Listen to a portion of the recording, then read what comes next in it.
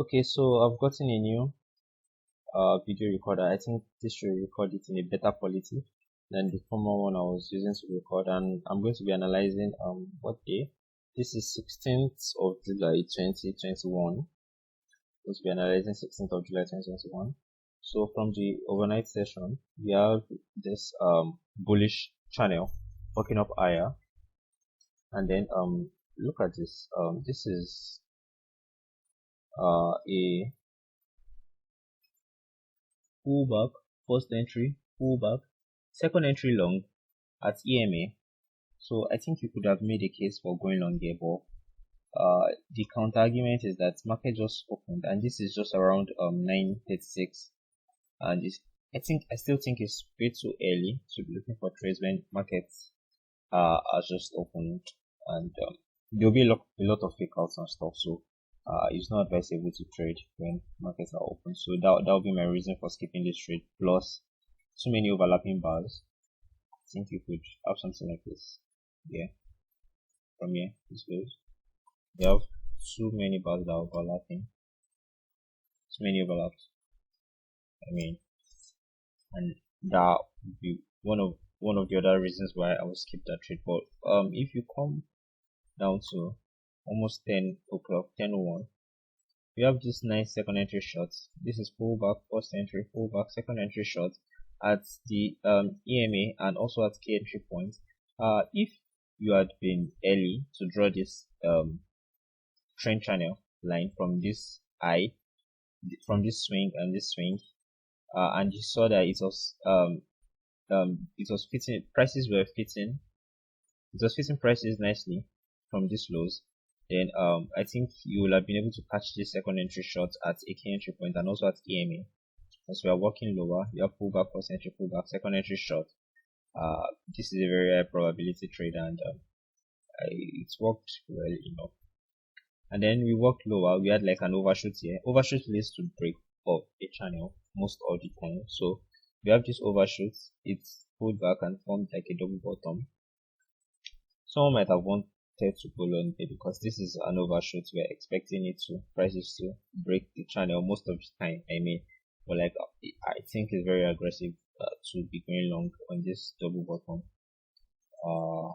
Second entry long kind of thing. Sure you guys. So in this case we have this move, and then the overshoot was confirmed by a move to this low. Yeah, so we started working lower. Then I drew this short-term trend line, which we have a break of. We have this break here, and we have a new low that formed like almost like a double bottom for this short-term trend line. So that's why I might put this diamond there, because it signifies that the downtrend is over, as played out, and then we can be looking for trading range or reversal, straight up reversal. In this case, we are looking for break of the channel because of this overshoot, but I'm not so crazy about the break of the channel. If it happens, fine. I mean, but that's the general expectation. So we worked up, then came back down and formed like almost like a lower high kind of scenario, and it is matching with this 1-2 lows, and it's like lower high. I think if you are aggressive enough, since we are expecting a break of this channel, and we will have taken this long trade to go to expect the break. So that's why I marked this as white, because I feel it's aggressive a bit, because what is this? This is second short. I mean, it still looks iffy to me, so I guess I wouldn't have taken this in real time, but I still think it makes sense. So I'll be studying things like this more, because we have this break here, new low, and we expect this downtrend correction to be over, and we worked higher above EMA, but what I don't like is we oscillated through EMA again and from the lower high. So and we are below the EMA, so this is a reason why I may not like to take this trade actually, because it looks kind of sketchy. Then going forward, when you get to this point, you'll have drawn this trend line, because you see these 1, 2, 3, 4 lows. A lot of the lows are matching in a kind of fashion. So like you'll have drawn like a like what's the name, a support line, yeah, and then try to find a resistance above, probably, yeah, and I was able to draw this. So looking at this now,